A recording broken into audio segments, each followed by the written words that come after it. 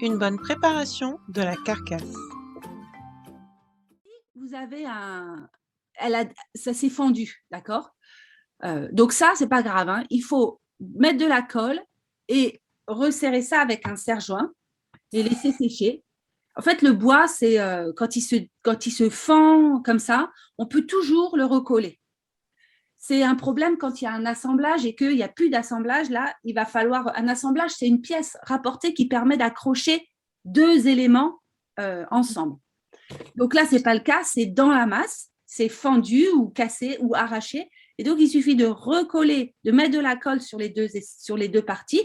Pas besoin de mettre beaucoup de colle, un petit peu de colle, une fine couche, et vous allez resserrer avec un serre-joint, et puis ça va très bien retenir, ça va très bien recoller. Du coup, ce que j'étais en train de dire, c'est que, vous voyez l'équerre qui est ici à l'arrière. Alors, je vais peut-être mettre en plein écran, comme ça, vous verrez encore mieux. Voilà. C'est en train de charger. Voilà, vous voyez mieux, non? C'est un peu plus grand quand même. Hein. Oui. Donc ici, il y a des équerres et ces équerres-là, c'est le cas aussi ici. Quand c'était en petit, j'avais l'impression que c'était plus petit. Elles sont vissées en général. Donc, il faut trouver le moyen de les dévisser. Il faut prendre un gros tournevis. C'est souvent des vis, sur les anciens fauteuils, des vis à plate avec un tournevis plat. Donc, il faut les dévisser. Pour pouvoir recoller, c'est obligé. Parfois, c'est cloué.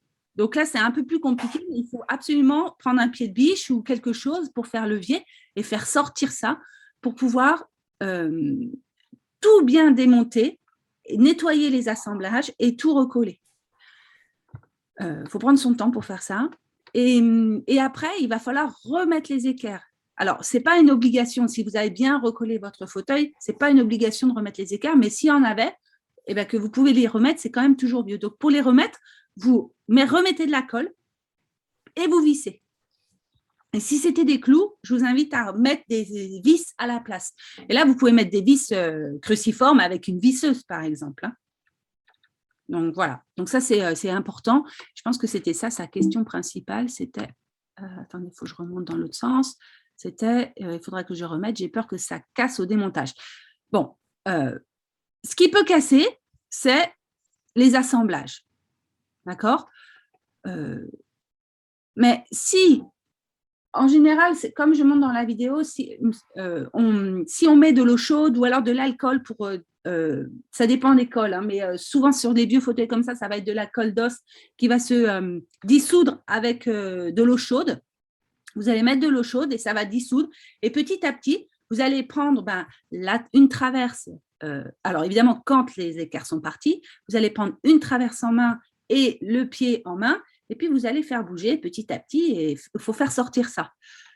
Si vraiment il n'y a pas de jeu, alors ce n'est pas la peine de le faire bouger. Ce n'est pas la peine de le démonter. On démonte les assemblages quand il y a vraiment un jeu.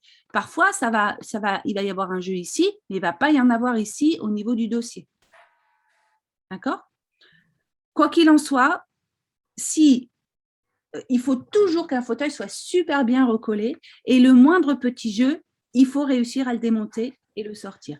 Et parfois aussi, il y a des gens qui ont mis des clous dans les assemblages parce que ça s'était mis à bouger. Alors, les gens, ils plantent des clous pour que ça tienne.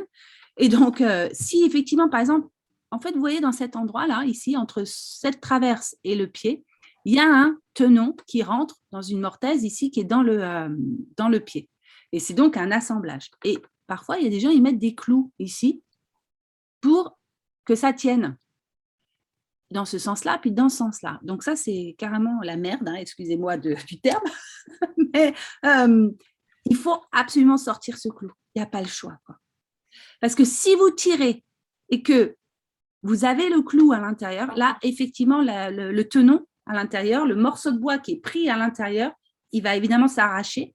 Et là, ça va être beaucoup plus compliqué. Il va vraiment falloir faire de l'ébénisterie. Donc, il vaut mieux. Parce qu'en plus, cette partie, alors on ne voit pas sur cette photo, mais bon, là, son fauteuil, le tissu, il va arriver là, dans l'angle. Donc, si effectivement, ils ont mis en façade des clous, ça va en effet faire des trous quand vous allez un peu creuser pour sortir le clou, il faut un petit peu évidemment creuser autour du clou, attraper une pince, faire levier et essayer de sortir ça. Ça peut abîmer le clou en façade. Donc, il va falloir le reboucher. Si c'est un bridge où ça va être entièrement recouvert de tissu, la façade, c'est pas grave. D'accord?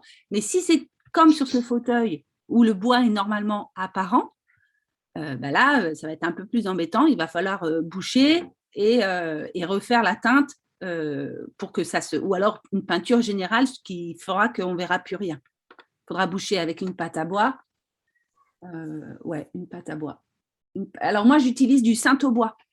C'est une pâte à bois synthétique. On fait un mélange. Il y a un durcisseur. On prend la pâte, on met le durcisseur, on mélange les deux. Je trouve que ça, c'est assez efficace. À propos du Saint-Aubois, après, il y a une question un peu plus tard qui parle de ça. Du coup, je ne me souviens plus qui c'est, mais on en reparlera. Le Saint-Aubois, il ne faut pas non plus en abuser, ou les pâtes à bois, il ne faut pas non plus en abuser parce que les semences ne tiennent pas bien dedans. Donc, si vous voulez faire un sanglage et que vous avez en dessous, vous avez mis sur la traverse du dessous, vous avez mis du Saint-Aubois pour